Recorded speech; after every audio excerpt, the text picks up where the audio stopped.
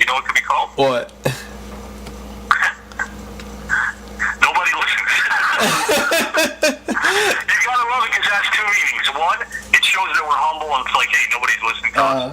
And B, our cries go like, all the voices of the podcast, the voices of the people on radio and podcast, they won't go anywhere. Like, W will do what they want. Like, nobody listens. I think the Nobody Listens podcast is a great title. What do you think? That's actually a good idea. I might I might just do that. Let me run it down real quick. So, on the pre-show, they're gonna have Nakamura Nakamura for the 5th time.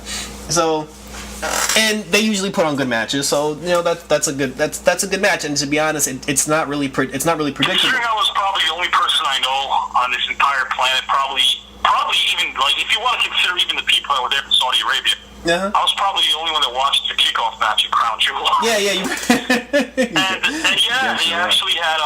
They actually work well together, and since it's a kickoff match, they're better off having a match at the kickoff because they'll get more time to flesh out their match. Yep, because the Royal Rumble is the main roster, the main card is stacked.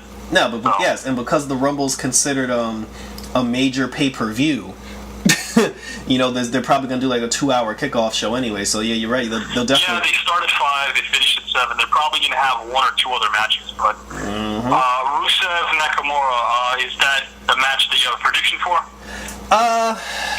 Well, that's the funny thing. Because of how their feud is going, I could see either guy winning. Like this isn't one of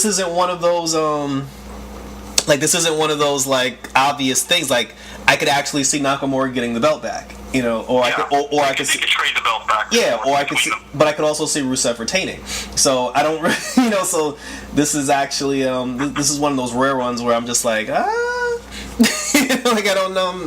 If I had to guess, sure. If I had to guess, I would say Rusev retains only because this match is happening because Lana got hurt on that one episode of SmackDown, and I think I'm making the same prediction as well. Yeah, and I think Lana's good. The Lana injury angle. Yeah. That there's probably something else that is going to cause Rusev to drop the title, and it could even be a heel turn from Lana. He wasn't there to protect her. It could be a number of different things, but one thing for sure is that Vince McMahon almost has a stopwatch of when he can literally decide to push a Japanese talent. I think that Nakamura's time's expired already. Yeah. And I'll be honest, I can't remember one Japanese talent that he's pushed as far as he pushed Nakamura. People will talk about Hakushi back in the day. People will talk about Tajiri. Hakushi's run lasted about 2 months. Tajiri's run never lasted. He was toiled around, I think, for the Cruiserweight division and the U.S. title division. I mean, Vince McMahon has a guy like Nakamura, who I always have told you from day one is overrated anyway in many different aspects, in my opinion, of his performance in the ring. Just because he doesn't necessarily give you anything in the ring that makes you get excited about as far as his moveset's concerned. And I've seen him in New Japan as well. It's not as if he has to kind of stunt his growth to wrestle in WWE ring. It's just he doesn't have a lot to offer. And I think he's starting to struggle now because he realizes that the company's not behind him. So what he had going for him, at least, was he's the kind of guy who feeds off energy. At least he had the wherewithal to kind of give you a performance where you could look at him and realize he gives a shit. Yeah. See, a lot of people now also... when you're watching him perform, you could clearly tell he's going through the motions. He doesn't want to be there. Because a lot of people also check out, like you said, like when they feel like, wow, these guys are no longer behind me. They mentally start to check out. Do you notice that about him? Like when you look at the guy, he has a deer in headlights look. He does his little dance thing. It's almost like there's like no. He's just doing it because it's like that same look that I had when I would be in a bar with my friends, and sometimes I just have to pick up the heifer who weighs 250, and I want to get laid, so I'll go through the motions. I'll take it to the wrong banger. I'm not happy about it. I'm not happy about it, so I'm not going to exactly smile and enjoy the sex, but it's the best I can do at that particular moment. And Nakamura's got that look where he just realizes, all right, I got my paycheck. I'm booked here to get the crowd going. I don't want to be here, bro. Kind of just go through the motions. He'll be like, let me just dance. I'll be shocked if Nakamura's employed by 2020 with the WWE. Wow. It's like he's like let me just shake my arms and say Kinshasa.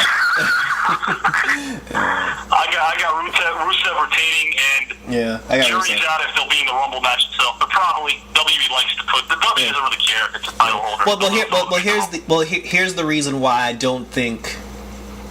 Because you brought up an interesting thing with a potential maybe like Lana hitting Rusev in the nuts or whatever, being mad at him for what happened. Right. But I don't think that's going to happen because I don't think it'll happen Sunday. Yeah, that's what I'm saying. It's not going to happen. I don't think it'll happen Sunday because they're not going to have Lana go against Rusev and then have her in the Royal Rumble. Right. Because that'll just be awkward. So, I agree. There's going to be a cruiserweight match. There's Buddy Murphy and there's a 4-way match. I don't know if you know about it. Yeah, it's a 4-way. It's Hideo Itami who's finally doing something. Buddy Murphy, Kalisto, and Akira Tozawa. I like the fact that Kalisto is in the match because WWE does seem to be pushing some of the Mexican guys. Yeah. I still feel that if it's Buddy Murphy or any cruiserweight champion involved in a 4-way match on a pay-per-view, 9 out of 10 times WWE booking constitutes that the champion retains. Yeah. So for that reason only, I feel like Buddy Murphy's going to retain the title. I actually, I'm gonna pick because I saw the last episode of 205 Live. Right. I'm actually gonna go with Hideo Itami because I don't watch 205 that often, but I watched the quote unquote. No, I caught it. I know why you're gonna go with it, but I'm gonna let you explain it because I could see why you would say that based on how the go home show of 205 Live ended. Not even just the fact that he won the triple threat match, but when he popped up on the screen, right, I was just like, holy shit, it's Hideo Itami. It was almost like, dude, where the hell have you been? And I think it's one of those things where he's been injured so much. It's about time they get something out of him. Sure. I think it's just like, bro, it's like we were supposed to have you on NXT. We couldn't do anything with you because you were hurt. I feel like they're just gonna be like, yo, just put the fucking belt on him. If they agree to pull the plug on the Buddy Murphy experiment, then I could see where you're going with this. Mm-hmm. I just feel like they're trying to get more heat on Buddy Murphy. I feel like they're still trying to. And granted, if they allowed Buddy Murphy as a cruiserweight champion to win more decisively in longer matches, then maybe you would get more of a. To be honest, whether he's regardless, he won't reach Neville type heights. No, I'm sorry, Pac. But as he goes by, but no, I feel like if anyone would win, it's interesting. I could see Kalisto winning. I could see Utami winning. Yeah, but WWE booking for Fatal 4-Way is usually. Right. A lot has to do with the commentary. The commentators are usually going to spew out their usual crap of how can someone survive these odds, then he's going to survive the odds. Mm-hmm. Since we're talking about cruiserweights, because Cedric Alexander is no way, shape, or form involved in this Fatal 4-Way, I think Cedric Alexander is going to be in the Royal Rumble. The way I look at it now is that there usually are 8 to 10 spots. Well, never 10. I think 10 is always like, you'll usually head into the Rumble with about 6 to 8 spots open. I think now there's 10. Yeah. For the men's side, I think there's about 10. And here we are Friday night talking, so it's the funny thing is that usually their spots are open for cruiserweights who are going to play the comedy, and more on that later, but look, if they want to push Cedric and give him a good showing in the Rumble, great. If you're going to put him in there just for filler, there's no need. Yeah. Moving on to the tag title match, there's only one. Yeah. And obviously, and we know obviously Bobby Roode hasn't turned on Chad. On Chad yet, and I hope it's not the other way around. Oh, not to say that Chad wouldn't be a good heel, because he was and he will be. Yeah. But I feel like this is the time that Bobby Roode needs to finally embrace his heeldom, We have the very weird pairing of Shane McMahon and Miz, who are extending this nonsensical alliance / soon-to-be feud all the way into Mania, and we could care less. Versus The Bar. Versus Sheamus and Cesaro. Now, it could go one of two ways. I'll let you start off with your prediction. Well, obviously The Bar's going to win. Is that obvious? Yeah, I think it is. Like, there's no way in there is. You know what? Let me not say that because I do believe. Shane actually win the titles. I don't see it being a long title reign. Since there are 2 more pay-per-views left. Yeah. They may not want to actually start their dissension yet. So the feel-good story might be Miz and Shane winning the tag belts. Yeah, I was gonna say. Validating as it sounds, that might be where they're going. There's like a. Well, see, the funny thing about it is the only reason why I don't care about the Miz and Shane as a tag team is because I know it's going to eventually end with the Miz turning on them. Like if they were taking them teaming up seriously, I would care more. But it's like the whole thing is basically just, can we just hurry up and get to the betrayal? And if they do win the tag titles, the betrayal is like this whole thing is going to extend all the way to Fastlane, because I think they could do a Shane betrayal either. But either way, you know what stinks about this whole scenario is that regardless of who turns on who, it doesn't benefit the other guy. No, it doesn't. It doesn't. One of the participants in that tag match is a natural born heel. Mm-hmm. The other one has been playing a face GM / traction worker every now and then. Yep, commissioner. Who stole the Van Terminator and called it the Coast to Coast. He's been doing it for years, but that's not his move. But I mean, so to me, it doesn't benefit any one of those guys, because again, if you're looking at a guy like Miz, mm-hmm. who had an amazing 2017 and did what he could with 2018, heading into 2019, the fact that he's stuck in a tag team, even if it's a transitional team, I don't know. I mean, the good thing with Miz is you could put him in any position, and because he's such a WWE fanboy, he won't complain. He'll just make the best out of it. Which he always does. You're not going to get a Nakamura situation where you're getting a guy who actually questions why the hell he's even there. Mm-hmm. But I still think they're wasting his position in this. So. Yeah, and as I say, when we know it's going to end with the two of them fighting anyway, so you can always count on the Miz for a good promo. If he wasn't feuding with Shane, should they have wanted to shore up the SmackDown side of contenders to win the Rumble? Because there aren't too many guys on the SmackDown roster. No. When you look at it, can actually say, okay, this guy can legitimately win the Rumble, the Miz Rumble. Had you had the Miz just enter the Rumble, give a couple of great promos about why he should win, they could be intense, they didn't want to have to even be comedic.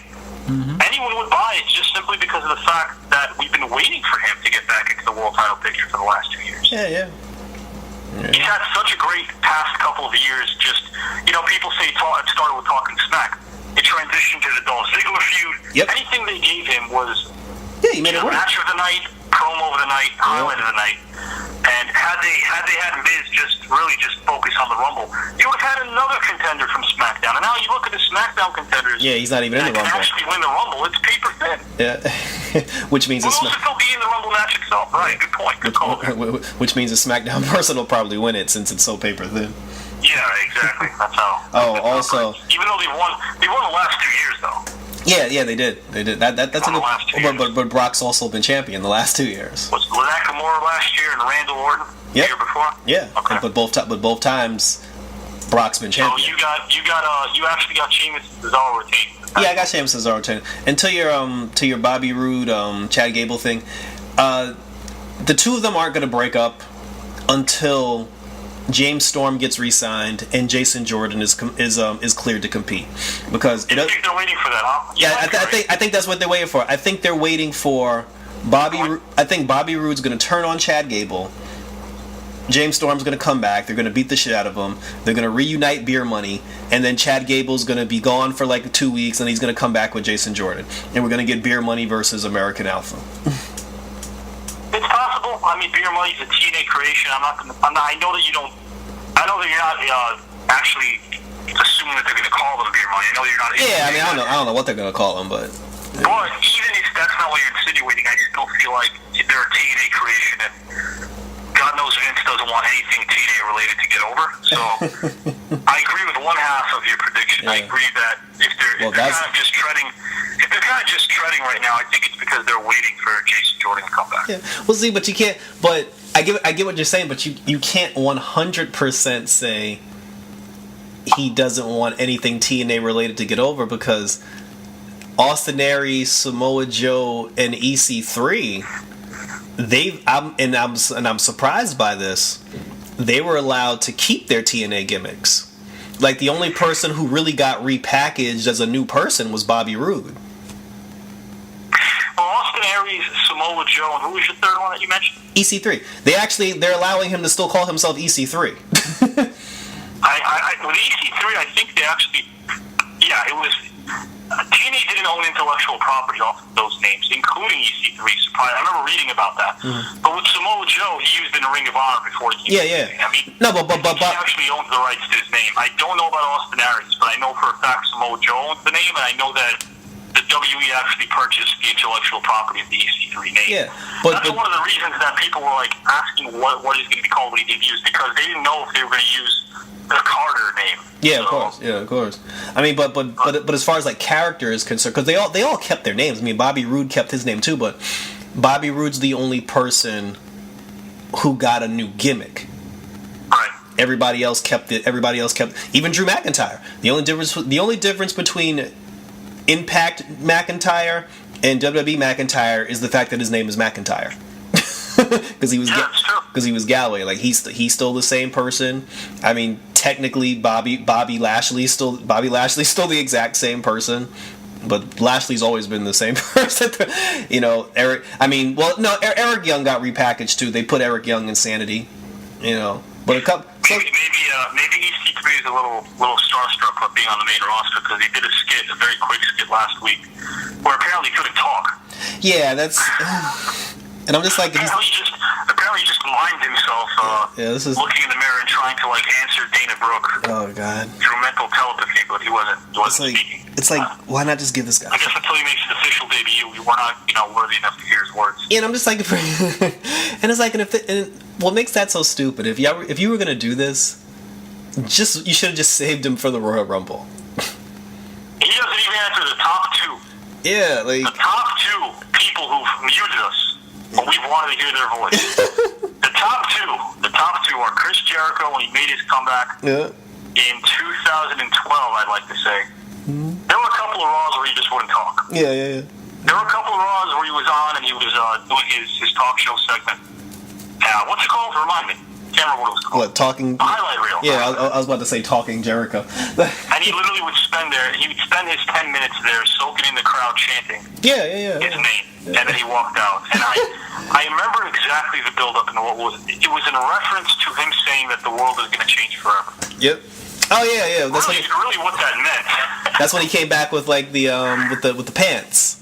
Really, yeah. What that meant was his wardrobe was going to change. That's what he was implying. I mean, that's why I guess he had to stay mute for a couple of weeks. And then the other candidate of most anticipating, fans anticipating this individual speaking more than any other was Vince McMahon. Where you and I talked about this, I think, a couple of days ago. During the would-be suicide explosion angle that never took place because Benoit actually committed a triple homicide 5 days later. When Vince McMahon just stoically looked at all of his employees and wouldn't say a word. Yep. So every now and then we'll see those moments where someone just doesn't say anything. Yeah, but EC3's moment wasn't up there. I'm sorry. Yeah, I mean, for the love of God, like Lacey Evans said something, for Christ's sake. She did. And I actually don't have a problem. I like what they did with her. I mean, aside from the fact that her hat fell over her face. I didn't even notice that. Like if you go back, like when she takes the microphone from Alexa Bliss, her hat like falls down over her face. I just remember Alexa selling it really well. Yeah. But for she her, sells things very, very well. She does. She sells. I think that's why she gets a lot of tight shots. She sells every one of her reactions. Literally, if words could talk. I mean, if just looks could talk, it would be. She's a good character. She looks like she can't recover. Yeah. She's a good character. She's a good character. Shoot. The tag title match, I feel, just to make the official prediction, I'm leaning toward the tag title change just for storyline reasons, but I prefer obviously for the only reason that I can come up with is the fact that I don't want to be popping Advils every day and praying that this freaking angle ends. I hope that Sheamus and Cesaro win. So we can be done with the Miz and Shane feud. At least build it up. At least let us know what's happening already. Get us to the point where they lose the match and we know that they're going to blame one another and they start their process. Yeah, it's like because we both know this is going to happen. Like, let's just get to it already. Let's just get to it and get it over with. Yeah, exactly. So I hope Sheamus and Cesaro retain. I just don't think they will because WE is WE. What about the Empress versus the Man? Tough match to call. Yes. I remember calling selling the Empress winning it last month at TLC. Uh-huh. A lot of people didn't peg her to win. I thought she would. For me, it's a tough match to call just because of the fact that Ronda Rousey for sure is going to take an extended break. She's not going to retire. She's not leaving WWE. She's signed there for a couple more years. But she's going to probably take a break after Mania, which means she probably will drop the title. Yeah, at Mania. At Mania. Now, if you want to go ahead and start coming up with a diagram and coming up with some math formulas and realizing that there's Elimination Chamber and there's Fastlane, there's so many different ways you can go until Mania. If the triple threat match of Lynch, Charlotte, and Rousey is exactly what the WWE wants for Mania, if that's their Mania triple threat women's title match that they're trying to protect, you kind of don't need Becky Lynch to win on Sunday. Well, of course not. If anything, Asuka needs to retain more just to remind people exactly where she was at this time last year. Yeah, I mean, even if first and foremost, forget about Charlotte. If the plan is to do Ronda versus Becky Lynch, I don't think that's the plan. I think triple threat. No, but for the sake of argument, regardless if it's a triple threat or if it's just Ronda versus Becky, either way, Becky can't win the title on Sunday. She could just have a short reign, but then it defeats the purpose. Yeah, it makes her look. You make her look weaker, and you make Asuka look weaker because exactly. Since losing to Charlotte last year, was completely forgotten. Mm-hmm. So, if you really want to make her recent title victory seem credible, I would have Asuka retain in some way, shape, or form. There's a lead to a DQ. There's a lead to Becky Lynch just snapping on her. Destroying her and getting DQ'd that way. That would be a creative way of just saying, okay, Becky still gets her heat, never got pinned, and Asuka still retains her title. I would book it that way, but who knows what WWE is. Yeah. Now, the Rousey-Sasha Banks match, that to me, and we talked about this earlier as well, a couple of days ago, that to me is a bit tougher to call. So the matches are getting tougher to call. Sasha's not going to win. A lot of people are just saying it's easy to call. Rousey's going to retain. She'll win the title. Yep, I'm one of those people. You are one of those people. I have no faith. I have no based on. You're pulling for Banks, but why don't you have faith? I mean, I'm pulling for Banks, but I'm not stupid enough to pick her to win the match because, based on how they've treated her. Based on how they treated her before with her title runs, for some reason Bayley's still like hovering over Sasha Banks' storylines. I don't know why. Yes, good call. And the way they've built up Ronda Rousey, they're not gonna Ronda's still quote unquote undefeated. They're not gonna have Ronda lose her first match to Sasha Banks at the Royal Rumble. Especially if she's taking. I don't feel like Ronda Rousey is going to drop the belt because we found out this week. See, we found out a few days ago through the rumor mill like everybody else does. Uh-huh. It requires nothing more than taking your hands out of your pants, just lifting up a laptop and doing a Google search to find this out. So it's not as if like we're knowledgeable, but we just like everyone else Googled our wrestling news and have our various places to go to online. Yep. And before I knew that Ronda Rousey was going to step away for at least a few months post-Mania, I would have then said that it's possible for her to drop the title to Sasha Banks. But when you and I had spoken and I said that, I hadn't read the rumors yet. Yeah.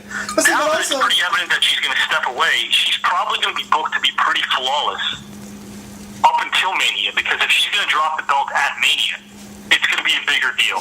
So she can't have any hiccups on her road to Mania, so to speak, which means that my previous rabbit out of the hat kind of prediction of Sasha winning is probably not going to happen. Mm-hmm. They want Rousey to look as invincible as possible heading into Mania, which is when she'll drop her title. I mean, her undefeated streak, Ronda's undefeated streak hinders her too because, some could have said Becky beats Asuka for the title.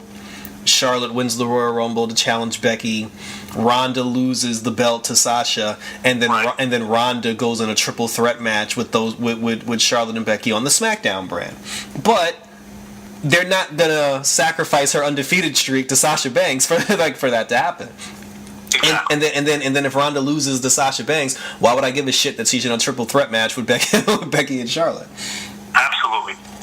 If I know that I have a date, a super hot date in a few hours, I'm not going to go to the bathroom and bust a nut. I mean, don't cut this out. Keep it in here. But I actually feel like because of the fact that they're waiting for that moment, they're waiting for it to happen at Mania.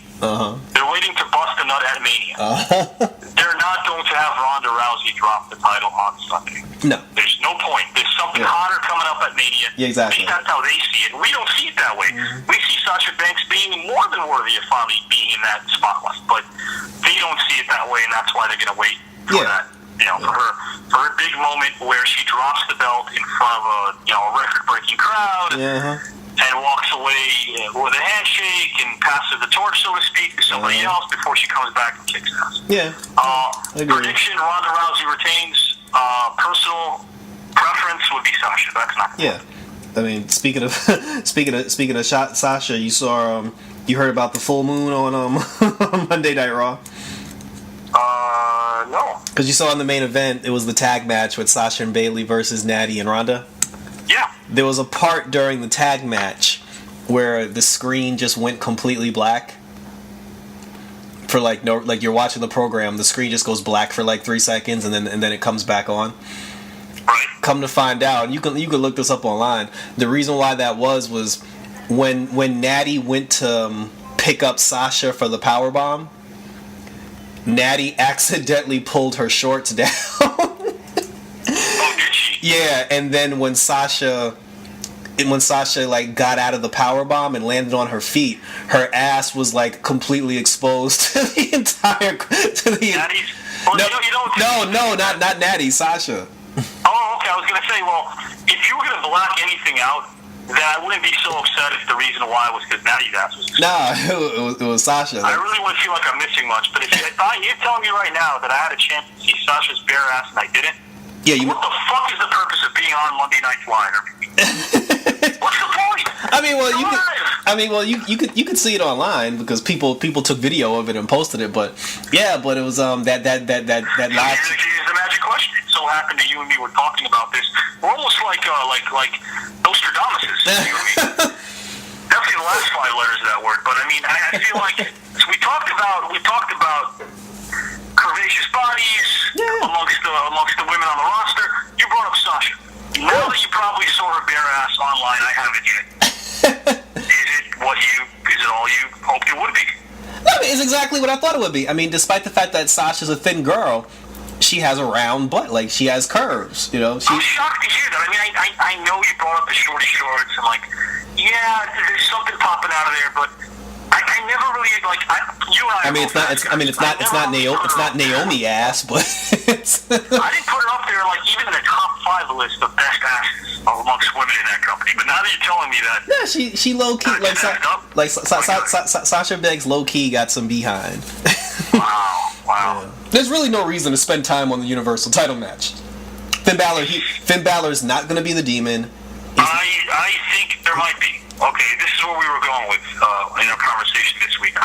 He's not going with. I feel like this is where AEW comes in. I think we're going to find out whether or not Vince is going to use a couple of tactics that he can going forward, knowing that AEW is a threat. Now that All Elite Wrestling is obviously going to have a network like TNT, possibly official, being announced as official as of their first debut show in May. Vince McMahon may have already been that stubborn old man in the 90s. He may even be more stubborn now in the year 2019. He may not want to show his talent or the rest of the world that he feels a bit nervous. Yeah. This guy was involved in a lot of different things in his life. He was set to go to trial for distributing steroids. He was indicted. He survived that. He survived the Monday Night Wars. He survived a lot of different things. Now, if he does feel like he has to make his talent a bit happier, Balor may get the belt this Sunday for one reason. Oh, God. His buddies over there in AEW own the place. Yeah. Cody Rhodes and the Young Bucks. Cody Rhodes not officially, but the Young Bucks were part of the Bullet Club, who pretty much are a bunch of guys who can do high spots and steal the NWO Wolfpack signs. But for all intents and purposes, Balor was a part of that group. Balor, you can tell if he were to be unhappy, I don't know his contract situation, but if he were to be presented an opportunity of being one of the highest paid guys guys AEW has and get a push and be around his friends, it'd be a no-brainer for him to sign over. Mm-hmm.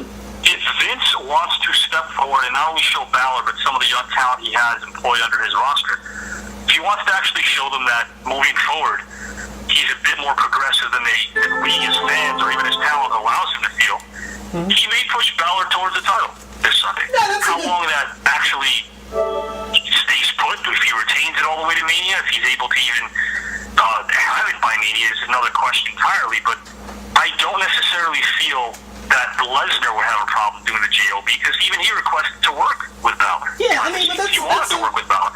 No, and you know your that's history, which you do, last year at the Rumble, it was supposed to be Lesnar versus Balor. Instead, we ended up getting Kane, Strowman, and Brock. I don't necessarily feel like this is an easy match to call. So for the first time in this prediction process, I'm gonna actually wuss out. Take out the white flag. I'm gonna wuss out. I'm gonna pull a Ted Turner and quit. I'm saying I don't know. Okay. I think Balor has a good chance of winning, but I wouldn't be surprised if Lesnar retains either. I'm interested to hear your thoughts, though. I mean, I 100% agree with you with why Vince gave him the match, but it only extends to him getting the match. It's just like to appease Finn Balor and show him that you don't got to sign with AEW because the WWE's got your back. Pretty good Vince.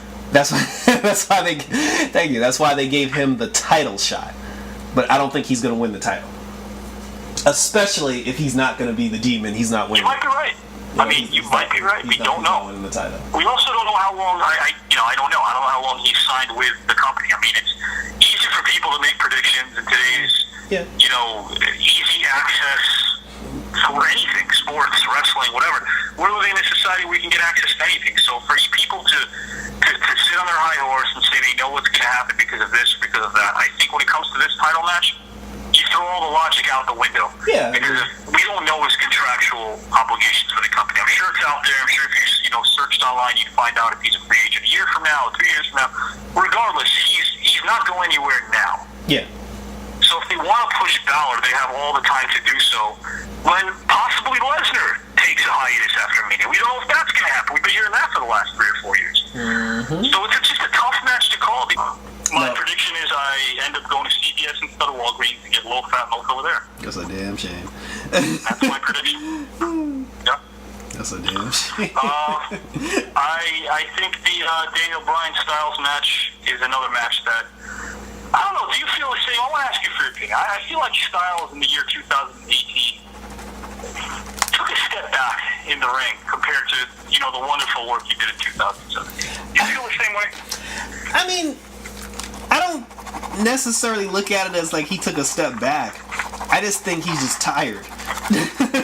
I mean, when he was something because again, you're working with Nakamura, and granted, you and I have always felt Nakamura was overrated in the ring. Yeah. But AJ Styles had a familiarity with Nakamura in New Japan Pro Wrestling. They put on a really good Tokyo Dome match show a couple of years ago, about 4 years ago. They worked with one another before, and that was a letdown. It seemed like every match that they had was worse than the previous. And then you put him in with Samoa Joe, who can't have a bad match with anybody. And those matches kind of stunk. I mean, even his match with Daniel Bryan, he's had a couple already on pay-per-view. One or two, I think. No, just one, TLC, but a couple of SmackDown matches. Even those matches were a bit underwhelming because right now, as we speak, it's January 25th, I believe, right? No one remembers anything about AJ Styles versus Daniel Bryan. No one.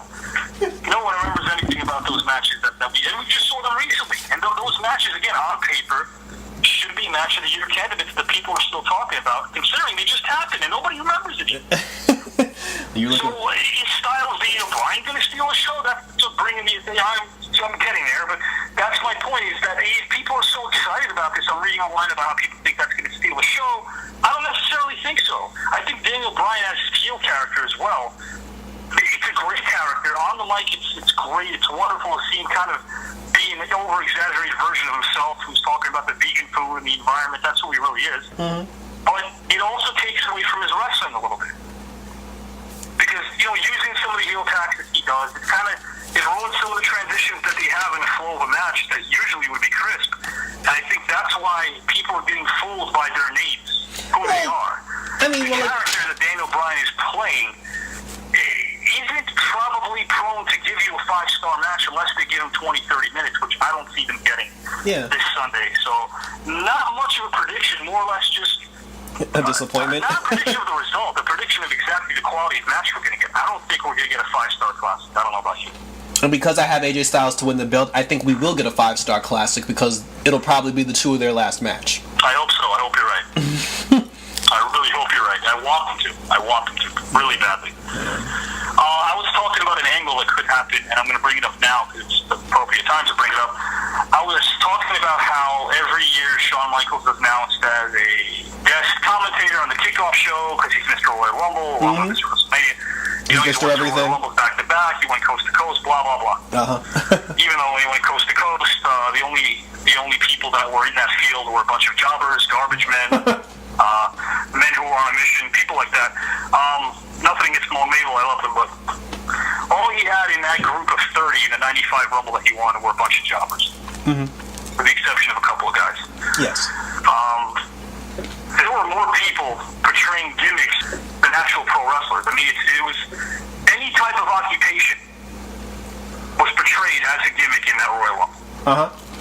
You had a garbage man. You had a clown. You had a nuclear scientist. You had a creature from mythological times, Mantar, if you remember him. You had cowboys, the smoking guy. It was just a horrible. Don't forget Max Moon. Max Moon. He wasn't in that Rumble, but yeah, he was in one of the Rumbles. But he was. It's funny because '95 was the year that they actually made it the shortest duration between participants. Anytime an entrant entered the ring that year, there were only 30-second intervals. If I'm not mistaken. I think, no, not 30 seconds. It was 60-second intervals. So it was like 1 minute. Most Rumbles go between 90 minutes to 2 minutes. Yeah, 90 minutes to 2. Speaking, the first 6 or 7 Rumbles, there were 2-minute intervals between participants who entered the ring. 95 was whittled down to 1 minute because they realized the lack of talent they had in that ring, and they realized all the mid-card and tag team guys there, that they had to speed up the match. So when Shawn Michaels went coast to coast from number 1 to won it all, it wasn't much of a speed. I mean, he had some great spots and he sold pretty well, but it was a 32-minute match. Yeah, I was about to say, like, he basically lasted for a half an hour. That's it. 32 freaking minutes. But anyway, my angle, the storyline I thought that would work well is since he came out of retirement officially anyway, Crown Jewel, that was the only one that didn't stink up the joint in that match. I feel like if he put on a match at Crown Jewel, there are 2 ways to approach it. One, he may still want to stay retired because he probably felt and was probably right that nobody would watch Crown Jewel, so it's almost like he's still retired. And those who did watch Crown Jewel wish that he didn't. Yeah, right. Or the other thought process that might be going through his head is, hey, you know what? I came out of retirement, I already had a match. Why not? God knows he may not want to have his last match where, he looks like a anorexic skinhead. He may just want to be Shawn Michaels one more time. And if that's the case, then there may be something in store for Daniel Bryan. He trained him legitimately in 1999 when he opened up his school, TWA. He trained Brian Kendrick. There were a couple of other guys that came through there. A guy who passed away, actually, who tagged up with Trevor Murdoch. I forget his name. Big guy. Lance Cade. He trained him as well. He trained a bunch of guys there that actually made it. Because of the connection with Michaels, they were allowed to get their foot in the door. So he trained Daniel Bryan and always thought highly of his talents. Since Daniel Bryan's a heel, it would make sense that since Michaels is in the building, for him to maybe sit at ringside or even call a match or be in the crowd or somewhere nearby. Well, sometimes when Daniel Bryan just lose his mind either after he loses to Styles or maybe he might cause himself to get DQ'd by being overly aggressive with Styles and have Michaels confront him. And that could lead to a match at Mania. Hopefully not for the title and probably not, but it could lead to something. I hope it does. You mean like have Michaels try to talk to him in the locker room or something? I think something where he jumps in the ring, kind of tells him to back off Styles. Like either because he lost, either because Daniel Bryan is pissed that he lost his match to Styles, which I hope would be the case, because I don't want to see Daniel Bryan feud with Michaels for the title. Or it may just be Daniel Bryan getting himself DQ'd and assaulting AJ Styles in the ring and Michaels can get in there and kind of confront him, it could lead to a Mania match. And between now and Mania, Bryan doesn't have to job and drop the title at the Rumble to wrestle Michaels to be a 9-title match at Mania. No, because that's what the pay-per-views to go. Yeah, I was gonna say that's what the Chamber's for. Right, the Chamber, and then you got Fastlane. So, is it gonna happen again? Probably not. Is it something I'd like to see happen? Yes. Since Michaels already came out of retirement, proved that he could probably still work better than half the roster at least. I know that, and I want to ask you this because you told me this before a couple days ago. If there was one guy you'd rather see Michaels wrestle who's active right now, you mentioned to me who it would be. Seth Rollins. Why? Because I don't want to see Seth Rollins versus Brock Lesnar at Mania, and I think Shawn Michaels and Seth Rollins will put on a better match than Daniel Bryan and Shawn Michaels. Yeah, I mean, I like that you're saying that because if Rollins stays a face, and obviously Michaels isn't coming back to be heel, it allows them to do more with one another. It allows them to actually have a scientific match without any delays or heel tactics. Where there's no gimmick bullshit around it. Yeah. So I kind of see where you're going with that. I mean, I wouldn't be against it either. I feel like, and that's a good transition to the men's rumble. See, people thought I was a chauvinist. I'm leaving the women's rumble prediction all the way to last. Leave that one for last. It transitions to the men's rumble because a lot of people are saying Rollins is going to win. And again, it's one of those things where it's pretty obvious that Vince listens to the internet now. How can he not? The internet could be Twitter, it could be anything. And people are pretty much pointing out that Rollins is the go-to guy. If Vince decides to pull the plug on that idea, because everyone seems to know that Rollins, all the quote-unquote insiders, think that Rollins is going to win the Rumble, Vince may kind of change it up, or he may not. God knows he didn't mind changing up with Roman Reigns. We all knew that son of a bitch. No, I like him. He's great. We all knew that son of a bitch was going to win the Rumble, and he ended up winning it. Now, with Rollins, I don't know, because, again, there's pressure with AEW. There's pressure about being more innovative. God knows they had this huge free fall in the ratings this past week on Raw, where Hour 1 did well and it just completely free falled by the last hour. He's sensing some trouble, I think. Does have the XFL. I know he's got his mind on a lot of different things, but if he feels like predictability is the way to go because he wants to stubbornly stay on track, Rollins will win the Rumble. If he wants to switch things up a little bit because the fans are onto the fact that Rollins will win the Rumble, it kind of stinks if you're Seth Rollins because if his fans or people who are pushing for him to win are making their voices heard, he may not win because of that reason. So, my prediction to win the 30-man Rumble is probably not going to win it, but I feel like a lot of times the guys that we don't expect to win the Rumble end up winning it as long as they're in the main event picture by the time the Rumble shapes up. They may not be guys that the internet is behind or is even calling to win, but they have to at least be in the main event picture, and that's why I'm picking Samoa Joe to win the Rumble. I said this before. The way I feel like,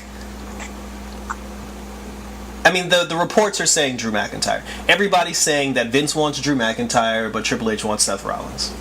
And that could very well happen. But I'm not going to sit up here and say to myself that I feel like Lashley winning the IC title could potentially be a swerve. You know, and this is probably just me holding out hope, but I think Bobby Lashley wins the Royal Rumble, and we finally... we talked about this, bring up the Twitter thing. Well, I never actually... Well, see, you brought up the Twitter thing, and I actually never read their tweets. Lashley, about 3 weeks ago, went on Twitter, and he tweeted twice something to the effect of, and it's probably still online, something to the effect of him being the only credible challenger to Brock Lesnar and Brock Lesnar's Universal title because of the fact that he too is an MMA fighter. He brought up his background. He brought up how he's never lost. He's brought up how he knows if he gets Brock one-on-one, then he's probably the only guy that Brock really fears. He brought it up twice in tweets. So if that lends any credibility, especially with the fact that he won the IC title, it shows us that he is in the periphery. He is on their radar. Yes. He's not getting buried by the company. No. Then yeah, I can't. If that's your prediction, look. To be honest, I know that's your preference. Is that your actual prediction? No, it's my prediction. Okay, it's bold. And you know what? I like that we both made bold picks. But it also goes. It's really interesting. Like neither of us picked Rollins or McIntyre. Yeah. Or Strowman, who could come out of it also. Again, if this is 1993, then it's perfect booking in 1993 to have a guy who was suspended and out of the Universal title match somehow wiggle his way into the Rumble and then win the match. Sure, that could happen too.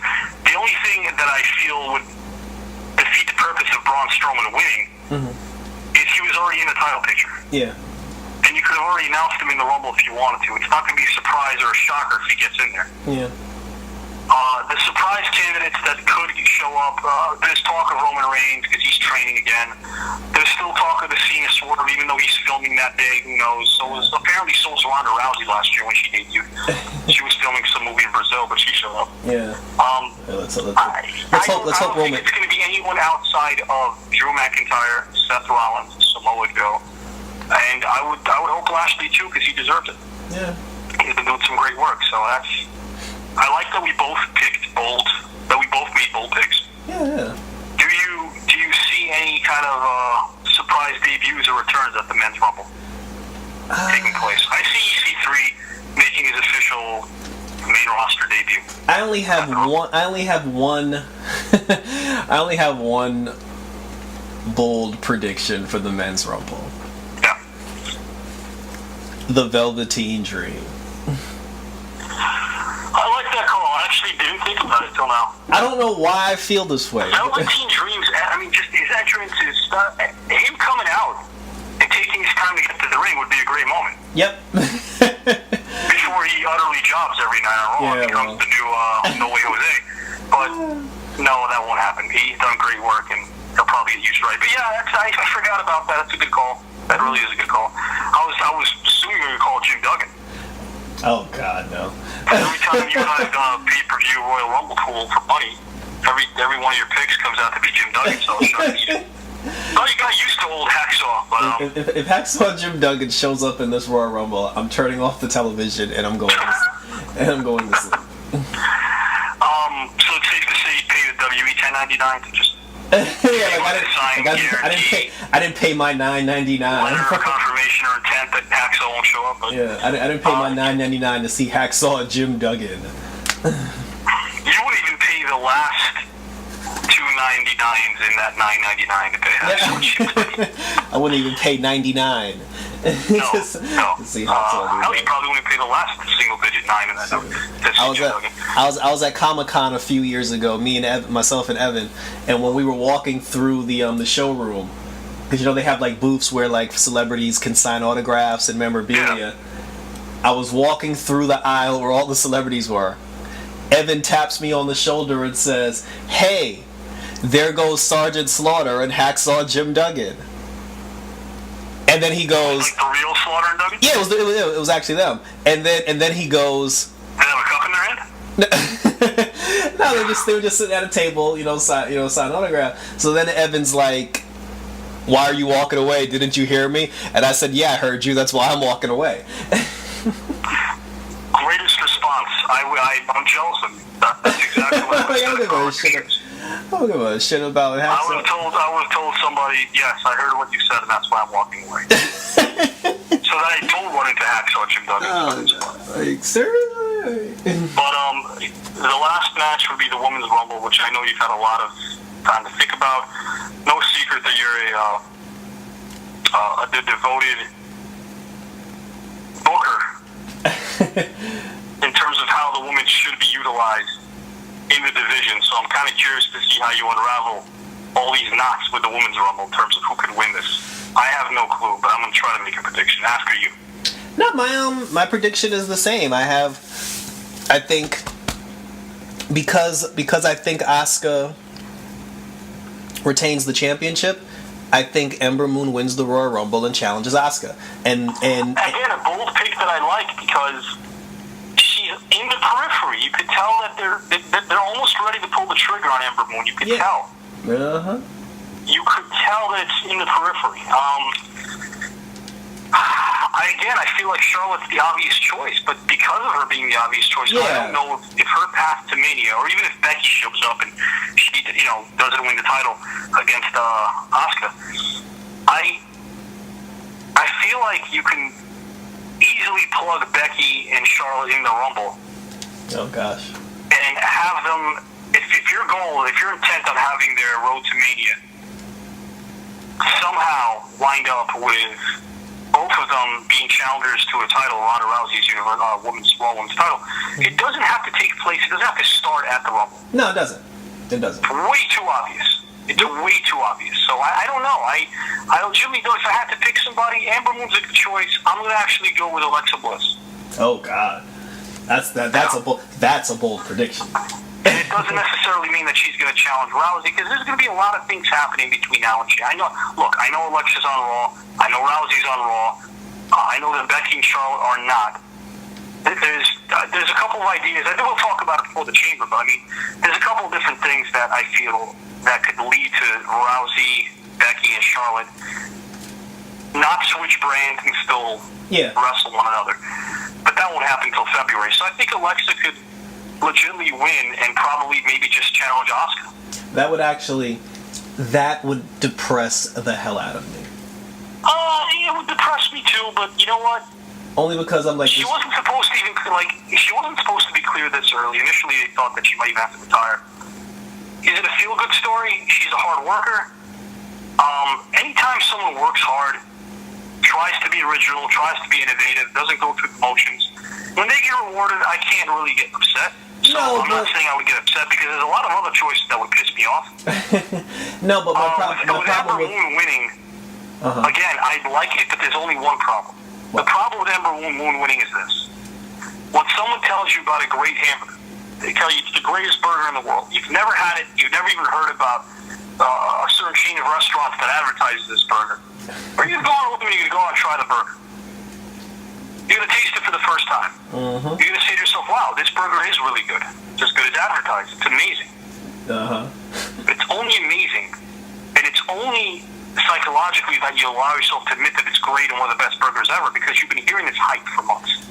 Ember Moon has not been getting that type of hype. No, the casual fans will not buy her winning the Rumble yet, because they haven't put enough sizzle behind her yet. No, but you know what though? Because I get what you're saying, but I feel the opposite.